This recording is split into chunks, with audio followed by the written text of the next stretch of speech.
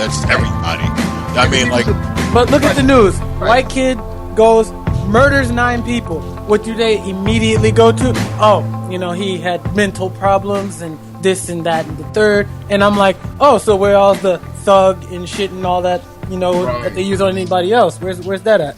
Right. If you're gonna talk down about anybody, you should keep your talking down on a consistent fucking basis. Right. Like talk shit about everybody. Like that joke that it's a joke that this comedian named Paul Mooney done, and he was like talking about like he's like white person go on court. Yeah, I got multiple personalities. Say, oh wow, that's a wonderful case study. We need to do more studying on that. And it's like black person come in and say, I got multiple personalities. Well, you say, well, pick which one of the motherfuckers you want to go to jail because. No, I mean, you're not lying. Like it really is. It's just like it just sucks that one. You know, I don't want to be picking and saying that. And this is not just me thinking like this, but this is you can't go up to a white person and just say that there is a reason or there's like a valid reason, and then if you go to a black person, it's just like no, there's no reason. That's you can't do that. Like you have to look at it in this perspective that if this guy is willing to, it doesn't matter who it is. Right. If someone's ready to open fire and just kill anybody, it's just like you need to put this motherfucker down, or you need to at least lay down a stricter law. Not only even just say a stricter law, but I mean if you're willing to bust a cap in someone's ass for not even disturbing the peace. Then it's just like, what do you do now? You know. Check out this psychology study that no one has ever really that people fail to mention. You know, I figured it out that a lot of black people as a majority suffer from one form of either depression or post traumatic stress.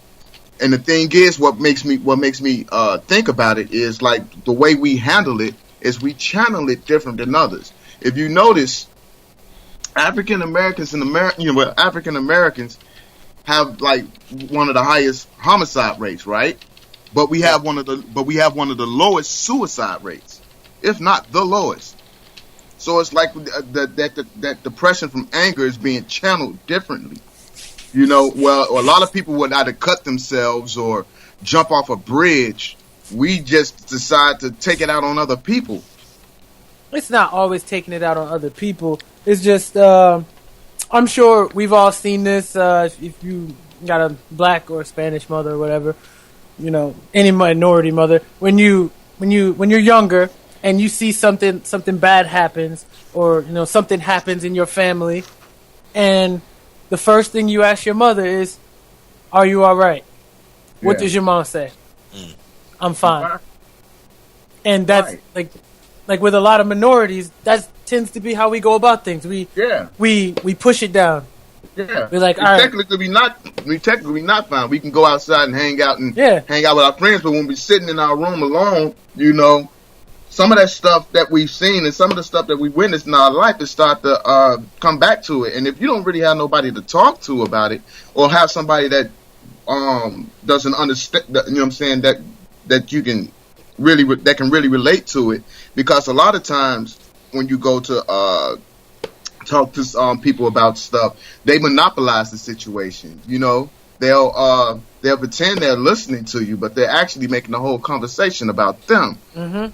And you know, that's not really a way of getting it out. So I feel like that, you know what I'm saying, as a community, we need to start looking into the psychological aspect of our communities, because you know, kids and by the time a kid hits kindergarten, he's already seen what a lot of people, like other people who lived in better neighborhoods have never seen in their lives. That shit in their life.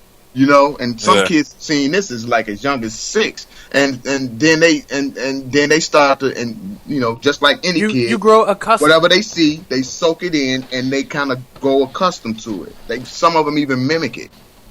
So because they feel like that's cool, like it should be no reason for a 6-year-old kid to be afraid of a policeman.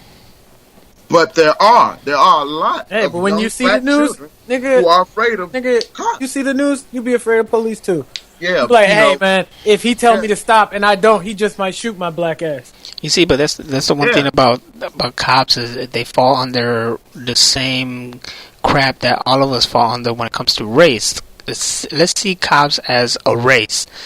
And you have your respectable cops, but then you have your very ignorant, dumbass cops that fuck it up for the rest of the force. They bring their prejudice to the job. Exactly, and those are the ones that give the bad image, because there are cops out there who are actually doing their job, who are actually helping people, who are going out of their way and do not look at anything as black and white. And then there's the cops who just look at stuff as black and white. And I fear for my life. Exactly. Yeah. And the thing is, it actually is a possibility, and that it's, that there are some cops that you can actually be kind of cool with, and I can actually say this from personal experience because it's just happened like about 2 months ago. Well, actually, it was last month because I remember me and my friend, we were going to go watch the Floyd Mayweather fight, and I got pulled over. Now, the reason I got pulled over, and of course, I'm not acting up and I'm not hollering because, I'm just like, let me, because I don't want to start more trouble than I'm, whatever I'm about to get pulled over for. Mm-hmm. Now, when he pulled me over, I just, came up very easily, I was like, what did I do? What happened? What, anything like that? And he just told me that my taillight was out. And obviously not, because I'm never in the back, obviously looking at my taillight, there's no fucking way I'm going to know. Right. And I think, like I said, I really wasn't lying to him. I really didn't know. And he believed that. And he was, he was just like, okay, you know what? I'm going to let you go with just a warning, definitely get it checked out. And I was just like, cool. Like, it was like the easiest transition I've ever had with a police officer since I've been driving. And that instance happened to me as well because of I think it was my headlight or tail light. I don't remember. It was a headlight, and they pulled me over around here, and I knew, but you come out acting like, oh really? But the thing is, while I'm getting out the car, he's like positioned to have his hand on his freaking on his sidearm. Yeah, hand on his sidearm. But I don't blame him because this is the area, especially where I was at. Especially where I was at, it's really it's more crazier right there, So I don't blame him for being ready in case of anything, but I let him see that I'm not that, because especially when they look at me and I'm wearing a fucking Captain America hat and freaking, comic book T-shirt and whatnot, and I'm a straight up geek. I don't dress or look or act the part, but they have to be aware, So I don't blame them. At the same time, while being aware and making sure that everything's all in order, you can't just assume when you tell somebody to get out the car, they're gonna hop out with the with the tool on you, like. Right. It's like you wouldn't. That doesn't happen to white folk. I know that's blanket statement, but I from the white people I know that I'm friends with and I've been friends with for years, shit like that never happens to them. Right. And when I tell them about my interactions with police, they're like, man, you must get all the cops, fucked up situations, and these guys have issues, and I'm just like, no, that's just kind of how they deal with my people. Right. Not lying. I've been stopped and frisked 7 times this year so far. I've been pulled over 6 times. You got me beat by 1. Yeah, I got you beat by 1. The thing, I actually had it's funny because he said, because it was kind of like, I was in the same situation. It's like, I'm just in a bad, just in a bad neighborhood. And, I actually had an Xbox One joystick in my pocket. And the guys came out, they didn't draw guns on me. They pulled over, they got out. They was just, they, I could have, now one time I got frisked, the guy was just a complete asshole. The other 6 times, the guys were completely cool. They didn't draw their guns. They just came. They did their routine search, and then they were like, "Are you okay? It's kind of bad. It's kind of bad out here. They either been shooting, or they either somebody just robbed somebody." And we're just we're just searching any person of that kind of sort of fit the description, and the one bad one though, the guy came out and he was already talking shit. So when he went to search, I threw the 4th Amendment in his face. And he got pissed, like, what? You know what I mean? Yeah. And I was like, you know what? Fuck it, go and search me. You're not going to find anything anyway. You know, once he searched me, he was like, go home. I said, that's what I was going to do before you stopped me. But now that you tried to tell like you're my father, I'm not going home. I'll probably go get me something. I'll probably go get me something to drink now. And, see, now you see that same situation that happens to me frequently. But here's the difference. I do not advise people to speak to the police the way I do. Right. Because not everybody can do it. I can't stand the fucking police, and I let them know it. Especially if I know the reason that they stopped me was like some old bullshit. Like recently, I had told Jared and the other guys about it. But the officer stopped and said, "I matched the description of a burglary suspect," and I'm like, "All right, so how many other 5'9" niggas with vitiligo is robbing niggas out here? Right? Where they at? Because not too many other people I know got my conditions. So know." And I've been told this because my grandfather was a Philadelphia police officer for about 25 years, and he told me, he said straight up, you have distinguishing features, which means if they were looking for me, they would, it's not hard. They'd be like, all right, look for the guy, he has like, patchy skin, whatever, because they might not know if it's a condition or a tattoo, et cetera, but that's what they would look for. So when police come at me like that, I'm like, all right, so let me see you got a sketch of this nigga? Because if he looked like me, I would like to see him. Maybe we can go meet up. I get that. I get that, man. Because if I was a cop, I'm not gonna pull over the guy who's reading a manga comic walking down the street.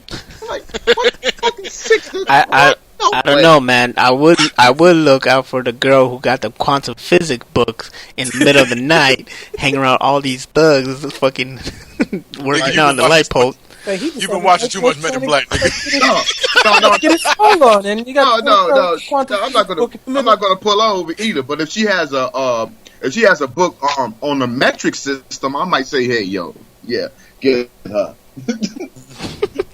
she know all about ounces and pounds and quarter pounds and keys and grams. Yeah, get her. My experiences with police officers since I was young have always been kind of with attitude, and I think it was more of a sense of like, I'm innocent, I know I didn't do anything wrong, you guys are wasting your damn time, and I'm just gonna act cool about it.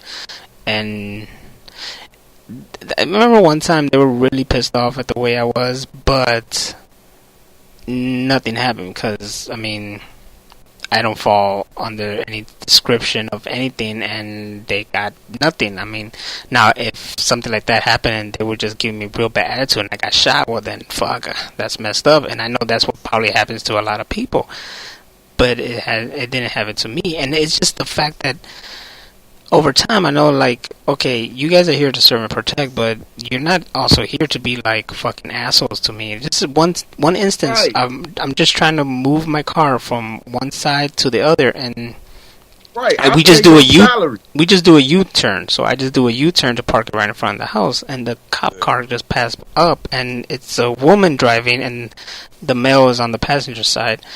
She's like, "What are you doing?" I'm like, "I'm just parking my car from here to here." It's like, "Where's your driver's license?" Like, inside is my house is right here. It's like, "Why don't you have your driver's license?" It's like, "Because I'm right in front of my house." Then she's like, "Why didn't you go around the block?" And I'm like, "So you want me to drive around the block without my driver's license?" And she's like, dude, it just kept asking me stupid ass questions, and at the same time, my mom's looking out the window, and the male police officer, he just waves at her. I'm like, "What the fuck you guys doing?" She just at the end was like, "All right, don't let that happen next time." I'm like, "Thanks for wasting my fucking time." Right, sometimes they just get and they find themselves stuck, and they just like they really don't have no reason to do it. But the reason that they do it is because they hope they luck up and catch somebody either with a warrant or with outstanding tickets or something, so they can meet their quota.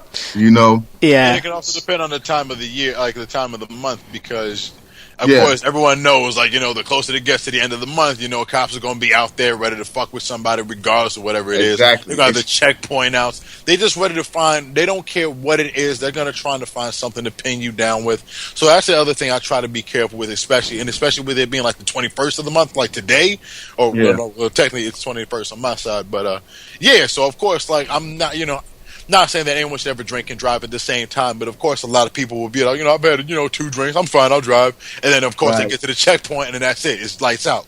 So it's just really, like, you really just have to, be more sensible about these particular situations because, yes, the police will give you a hard time.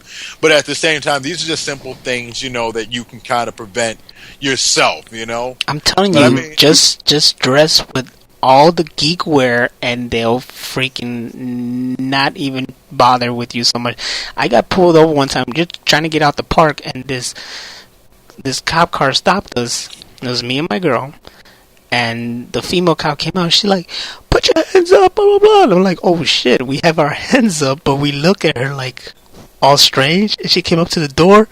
And then she saw us. And then she was like, "You guys wouldn't by chance seen anybody run out here, did you?" And I'm like, "No." It's like, "I'm sorry. You guys were kind of coming out a little bit hard. So we thought it was you. Have a nice day." And then you just left. I actually got a cousin, man. He right now is like if the police pull him up, it has a special note that says approach with caution. Let me explain the situation of what happened. He was driving. He was actually in the military at the time. He was driving from the base, and he was actually given, like, how, like, when you're in the army, they'll have, and you're at the base, they'll have you drive and escort some person somewhere and then bring the vehicle back. So as he's bringing it back, the police officer basically pulled him over. He already knew because he had the government license plates and stuff. The guy pulled him over anyway. He's like, "Well, could you tell me what you're pulling me over for?" He said, "Shut up." And he was like, "Shut up and shut up and don't say another word." He was like, "Sir, I'm just asking, what do you want? What are you pulling me over for?" But before he knew it, the guy slammed him on the ground and put his knee on his neck. And he was basically doing that. My cousin told him, "All right, you can book me and do all this stuff to me, but as soon as they take these cuffs off me, I'm hitting you in your jaw." So the guy laughed and he's joking around with the other officers. And, they go through booking and he goes through booking and stuff. And they get ready to uncuff him to do his fingerprint. Sure enough, as soon as they took the handcuffs off of him, he punched the guy right in the jaw. Now he could have been getting doing time for like assaulting a police officer, but he had a military attorney who basically got him off all that shit. He was like, "Well, why did you arrest him in the first place?" And the guy really didn't have no answer, but they still put that approach of caution thing on his record, but he didn't serve any time. That's one of the weirdest. That was one of the weirder pulling over for no reason instances I ever heard of. So you see how it is messed up how these people who are supposed to serve and protect us are not exactly doing a great job, and it's a hard job, let's face it, because they gotta deal with a lot and deal with a lot of people, but they also have to deal with this image that, hey, people don't like us because we're known for just like messing with all the wrong people, Right. And there's a lot of things that they should be focused on and taking down, and then they're wasting their time on bothering other people who are not doing a damn thing. Right.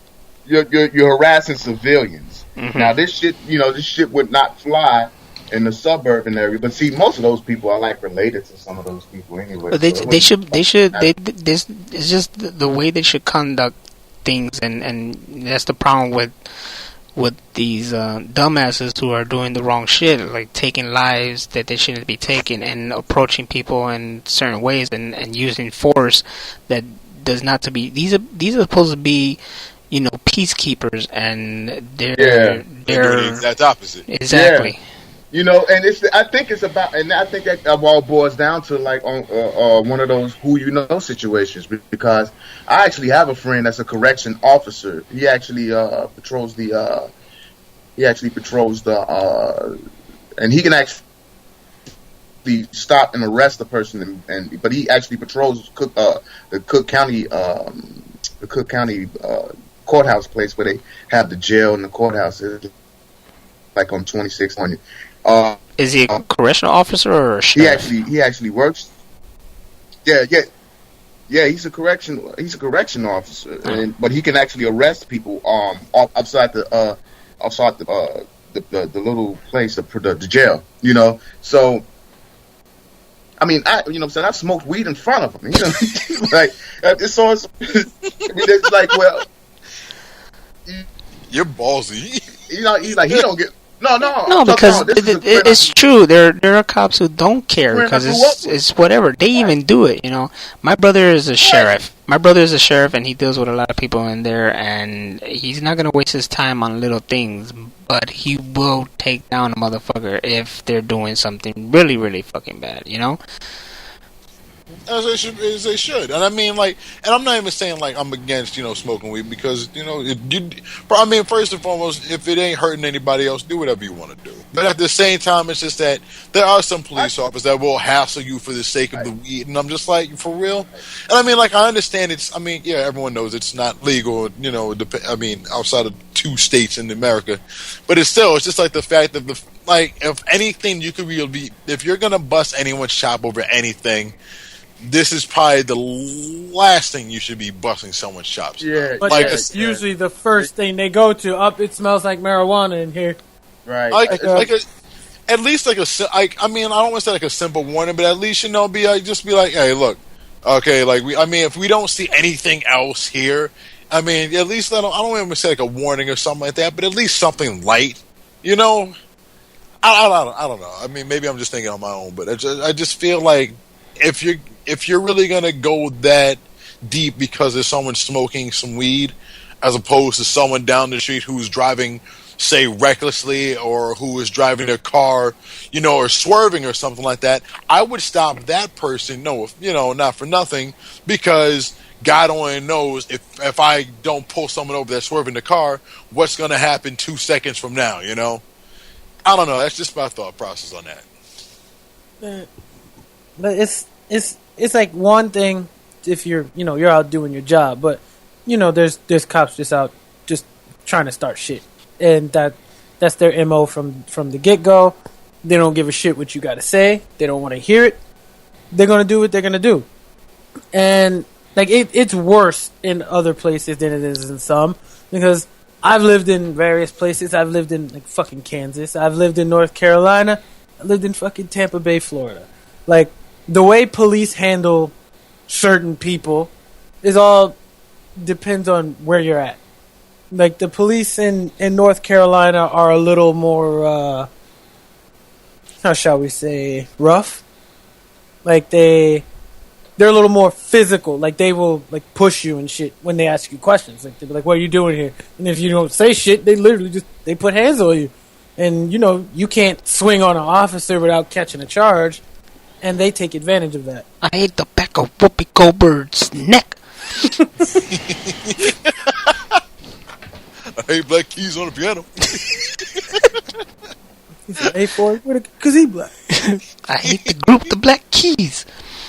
For those that don't understand, this is Don't Be a Menace to South Central While Drinking Your Juice in the Hood. It's a great movie. Go watch it. And for those who don't understand, never seen that movie, then fuck you, man. What have you been doing with your life?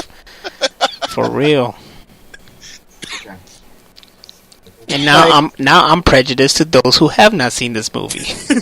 Right. If you have not seen any movie by at least one Wayne brother, you're a racist. Yes. All right. Oh, speaking of racist, I'm gonna get you, sucker, little man.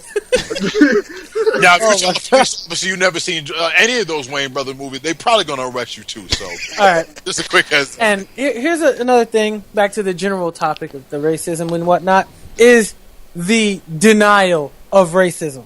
Oh, that's the worst. The people who say racism was over 50 years ago when we started letting niggas go to the same school as white people. And I'm like, okay, are you really serious? Like, like the people who say that, like they make you just want to clench your fists and, you know, punch them with the power of your ancestors like you're in some kind of anime or something.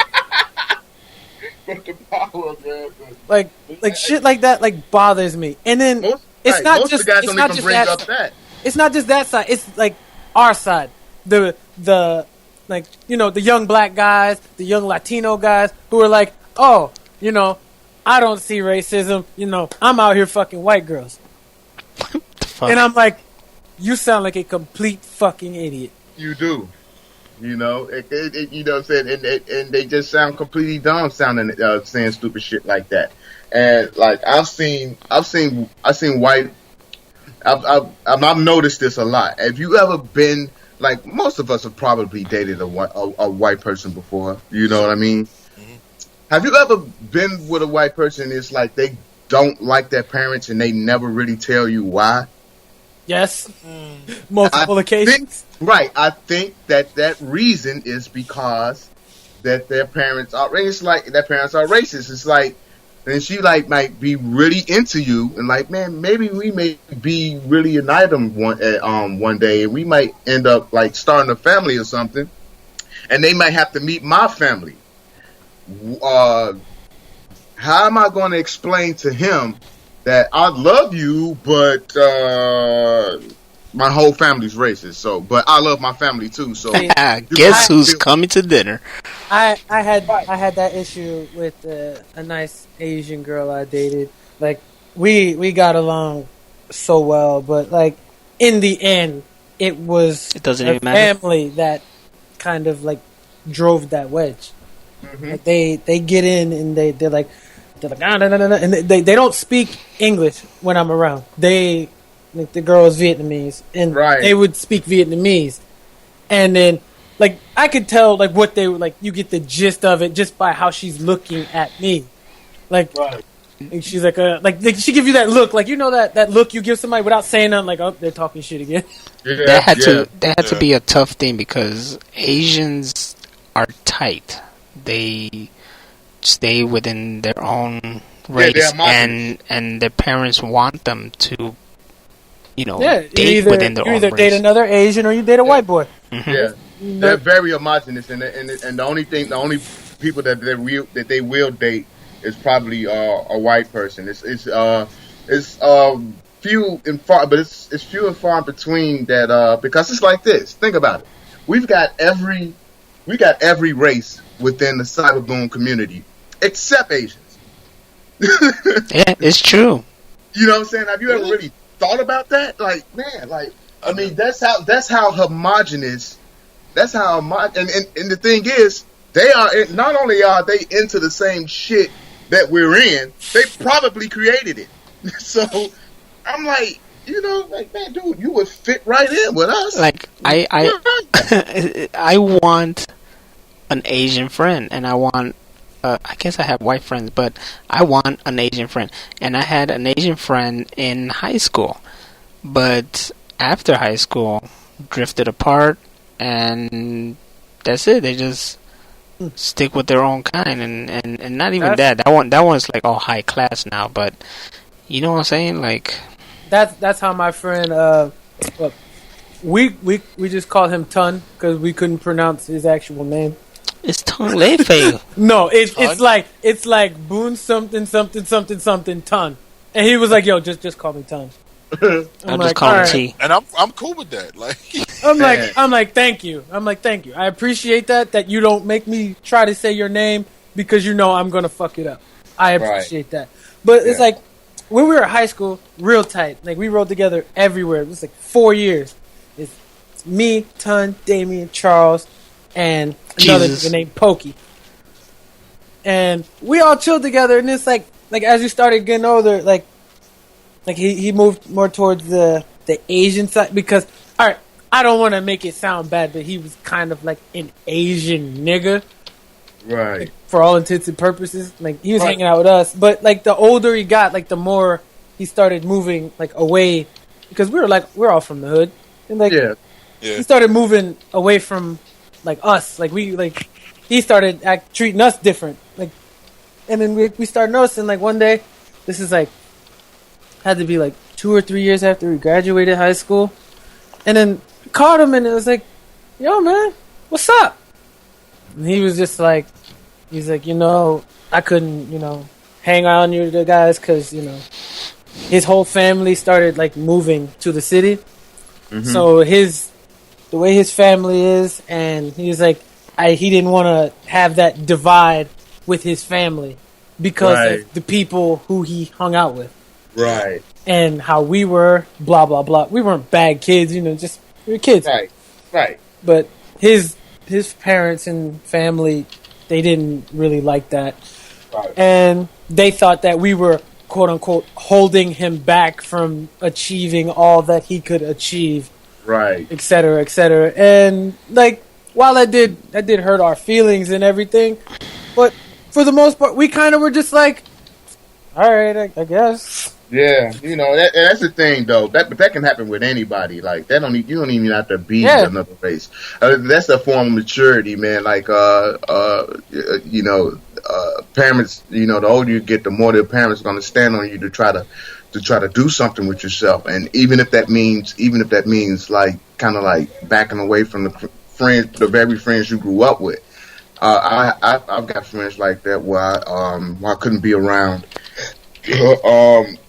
Because of I grew up with them, but they were going in a different path than I was, And see, I've had friends on both sides. I've had friends that where we moved apart, but they went on to bigger and better things.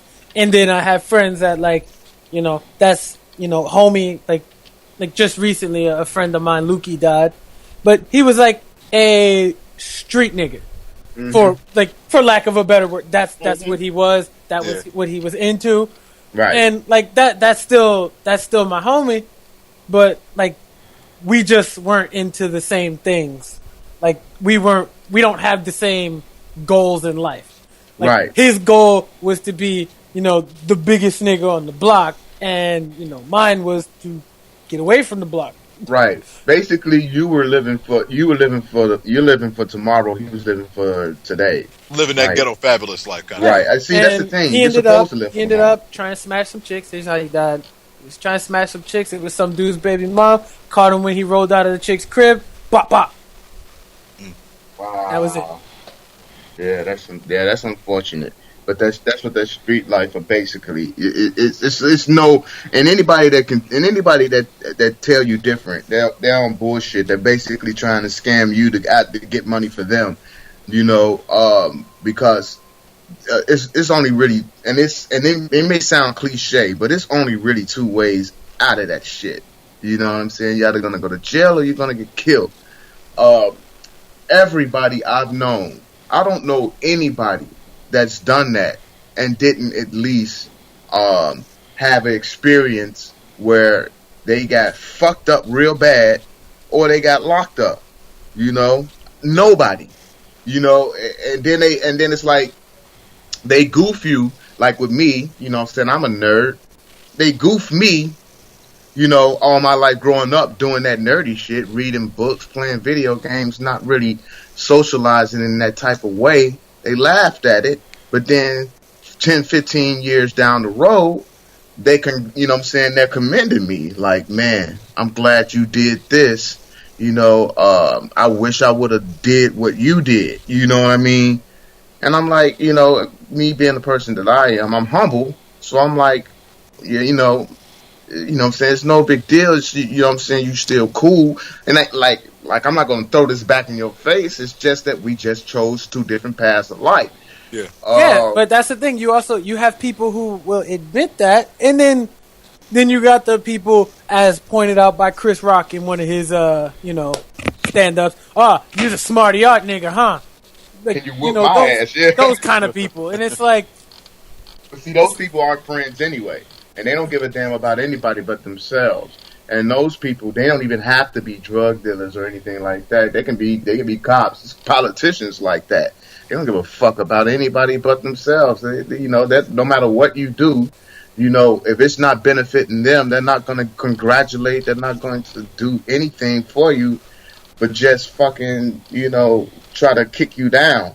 So, those are actually the people, because a lot of those type of people are like the people that put in power, people who really don't give a shit about themselves, real narcissistic type of people. Those people, but see, the thing is, it's hard to just stray them away because these people are brilliant. They spend so much time developing. That's why they're so successful, because they're so narcissistic. They spend so much time developing themselves that it makes them actually intelligent, and it makes them actually talented, to the point where it's like, that's just the way he is, or that's just the way she is. It's a lot of people out there with attitudes. Like I was just watching a fight last night. Adrian Broner just lost, and everybody was so happy because they're like, "Oh man, look at this egotistical prick." Look at this egotistical prick, and he got one of those type of attitudes where it just come off like, ugh, But he is talented. You can't just throw that. It's really hard because you just can't throw people like that. He's also away. very prejudiced. Oh my God! Don't get started there. Like I said, you say prejudice. You say prejudice. I say racist. Either way, it's not a good thing to be, especially on that big of a stage where you have cameras and you have the media paying attention to everything you say, and yet you use that to go, I'm gonna just say some racist shit. Like, right? What the fuck is wrong with you? Not once, but twice. Twice. And there's a lot of people out there that don't understand that they have power in their words. Like, I don't know about you guys, but I think everybody here knows, especially on the side of Facebook, when you get like these little recent post updates, and it's because someone said this and someone said that, and all of a sudden it spreads like a wildfire. Yeah, and it's just, for the most part, it's just people that just say shit and don't realize that, the people follow them and they watch their every move. And of course, Adrian Broner don't like the Mexicans. Fuck a Mexican, nigga. Yeah, but then either people are gonna believe it or they're gonna be like, "Hey, fuck you," and then so it's just like, and because I remember that shit, because everybody here knows what happened with CeeLo Green and shit like that, right? Yeah, and everyone. He's a good dude. He's a nice guy. When he was on The Voice and shit like that, but what fucked him up was that he made a joke about rape, and of course with that fucked him up. Like he's not on the show. I haven't heard from him since. No, he had apologized for that because he said it was a very, very off-color joke.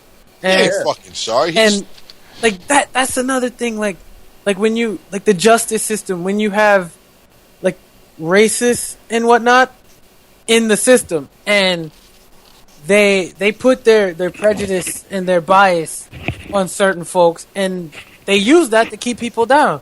Yeah. And that's the kind of shit we need to stop from happening. You can't let those kind of people get into positions where they affect the fate of many, many, many other people. Yeah, right. And that's been happening. And the thing is, I wish that it was more of a public slander of the motherfuckers that you really want to get caught. The ones that's on YouTube with the different profiles. They'll go in with one profile, say some racist shit, and then go on their other profile and like it and compliment the profile they just put. Those type of motherfuckers, the ones that's up in the group, and shit. Even some of these people that be on like sites like 4chan. That do all types of racist shit, and I'm like, it's an open forum. They're like, oh, you're taking away our freedom of speech. No, we're not. We're showing you freedom of consequence, because it's a consequence. You can say what you want, but that everything you say has a right. If you call me a nigga in my face, yeah, that's freedom of speech. But if I punch you in your mouth for saying that, that's a freedom of consequence. And you know what? The cop is not going to do shit to me because you provoked it. You know what I'm saying? Depends on which cop it is. Yeah, that's true. I was going to say. That does depend. You might get the good old boy. I get the good old boy. Then the good old boy shoot my ass. Well, we saw you hit him first, but if you get all that bullshit, right? But if you getting a cool cop like a Roger Murtaugh type of cop, then they'll be like, you know what, you guys shake it up and. You know what I'm saying? You guys seem all right. Walk this off, man. See, like, the thing is, this stuff is ingrained in people from a very young age. Like, people are taught, like, all right, just put it this way. All right, when we were kids, did we not have multiple races and colors of friends, right? Yeah. I know I did. I had tons of friends, different colors and everything, different cultures. You know, I had friends, like, legit from India and whatnot. But you realize, like, parents, like, they teach their kids, they be like, oh, you know, you don't want to hang around like those kids, blah blah blah, for whatever reason, and like they grow up, and then as you grow up and you get older, your parent they push more of it into you, and they say, oh, you know, you don't want to be hanging around those niggers, blah blah blah blah blah, and it gets, you don't want to be hanging around with those spics. They do this, they do that, and people grow up like that, right? And that's why I say it's not something you're not born a racist, right. Not born prejudiced. Right. It's something you learn. Well, right. What was I think I can actually pinpoint the documentary I saw that basically changed my that changed my perspective on different races. It was this documentary called Eyes on the Prize. I saw that, and the people in my class, we were watching in the classroom. You know how they do this, the social experiment, and we were watching it, and I remember feeling a certain way. Like, I just felt like, you know, I was looking at it, and I felt like, okay, yeah, well,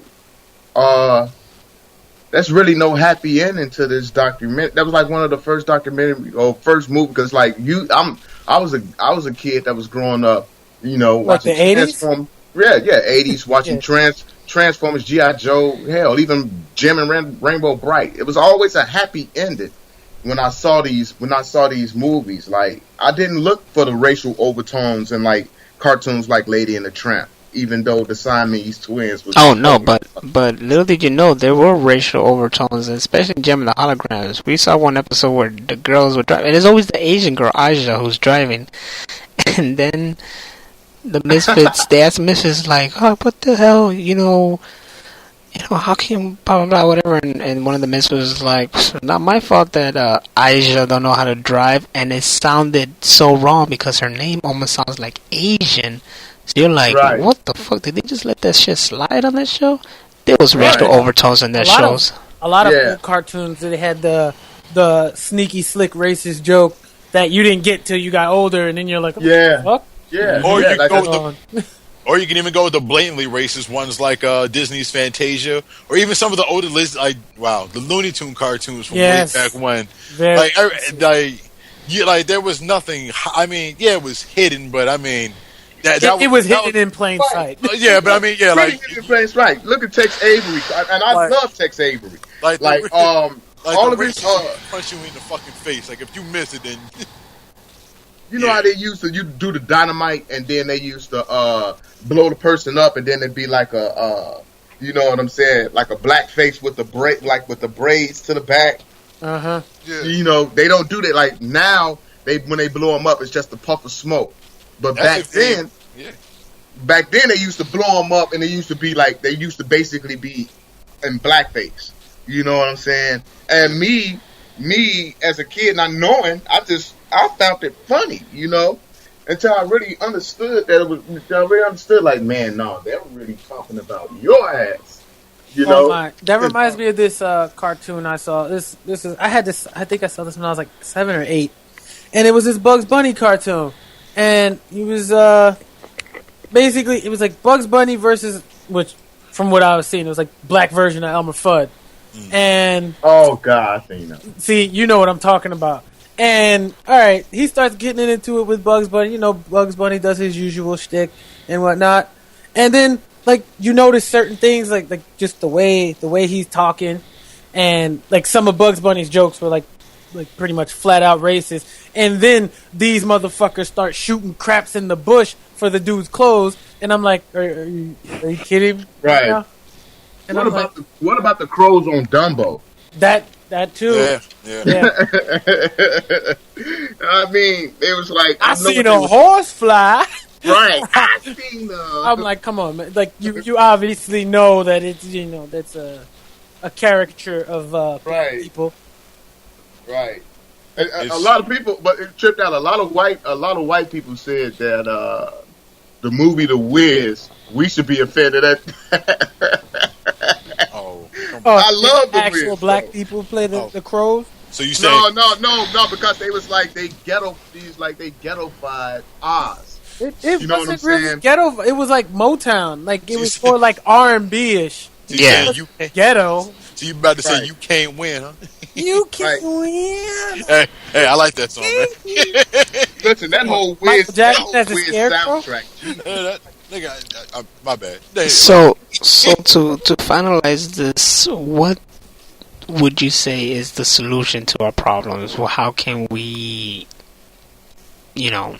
fix this or try to fix this?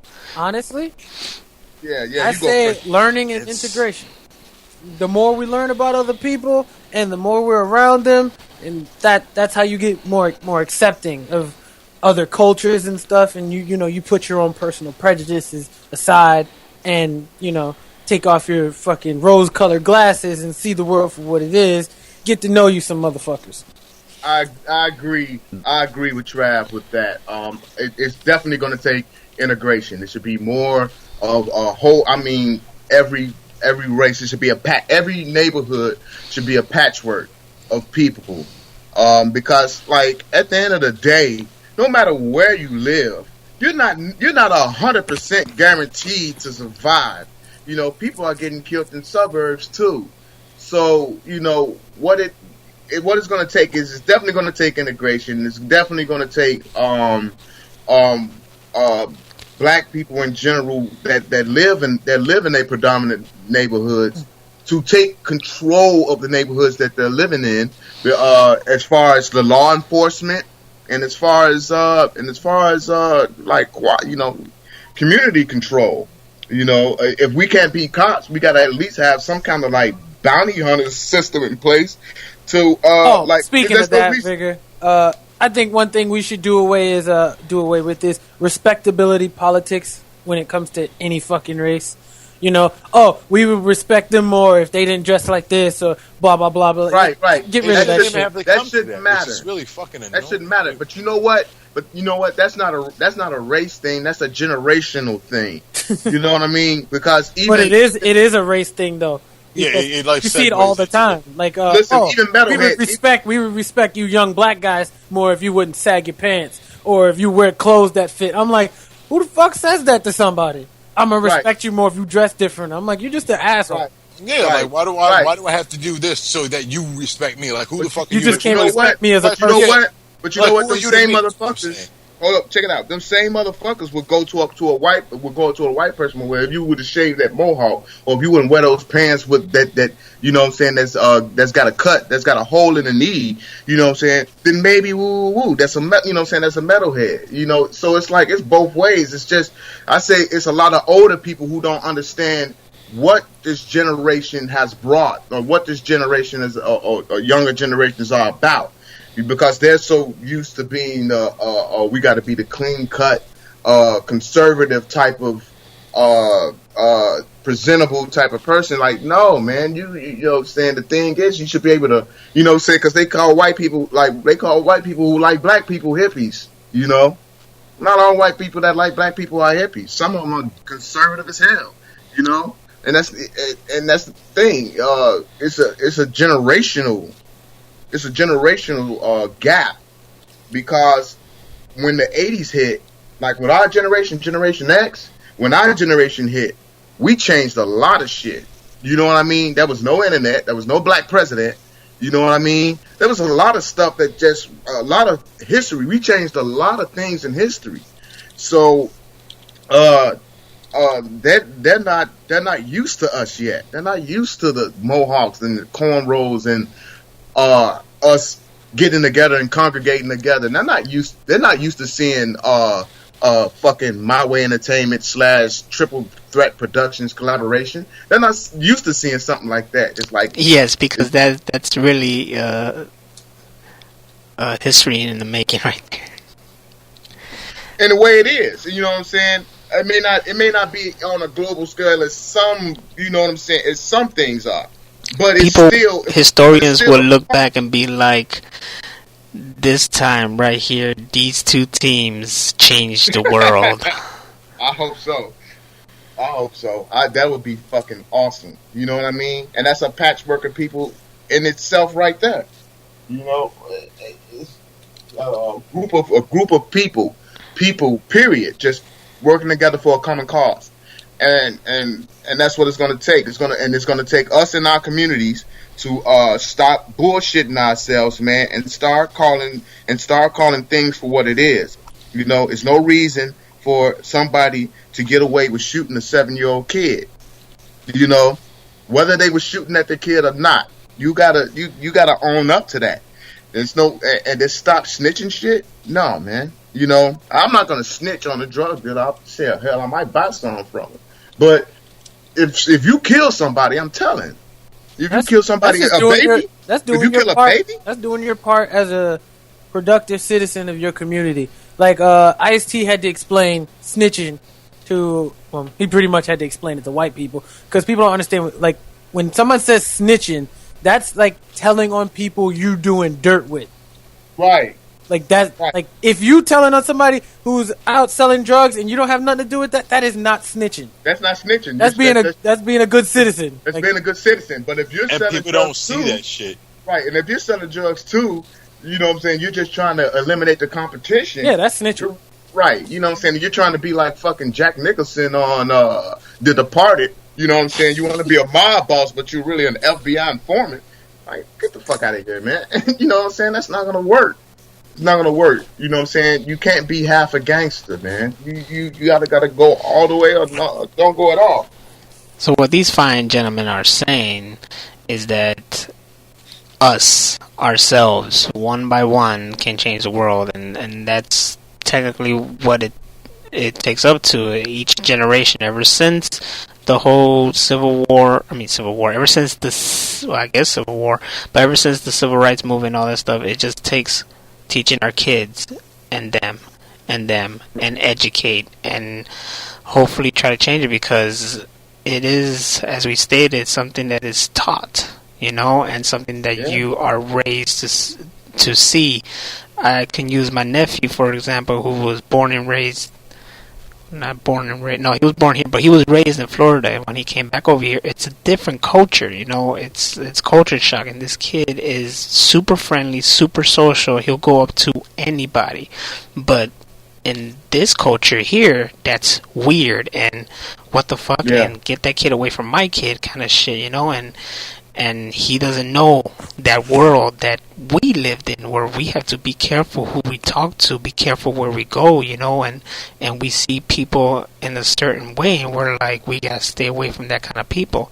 He's pure innocence, while we know that there is this world that we must, you know, protect ourselves from. It's what we teach our kids, and we grew up in this kind of neighborhood where we know which paths to go through, who not to hang with, and who can be our friends and whatnot like that. And like I said, it's not a race kind of thing. It's a pure image kind of shit. And I know sometimes you can't judge a book by its cover, but when you live how we live, we know what books. Yeah, we know the books. We know what are in those books just by its cover.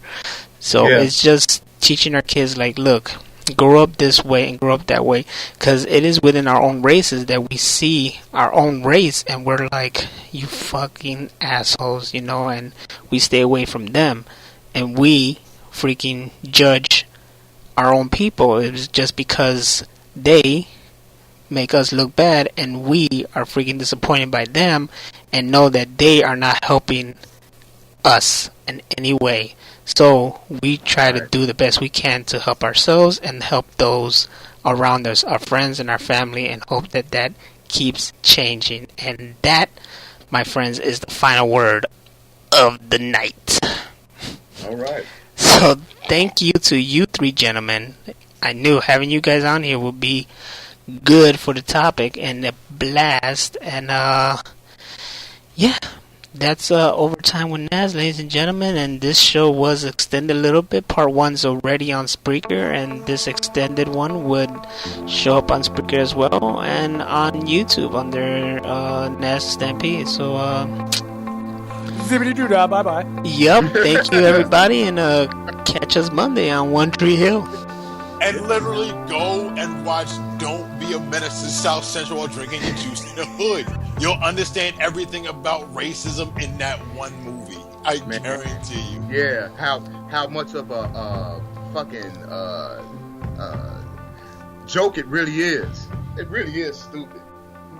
But it ain't, and to an extent, I mean, there is some truth in that movie, which is very sad. No. I'm not saying that the movie wasn't stupid. The movie was silly.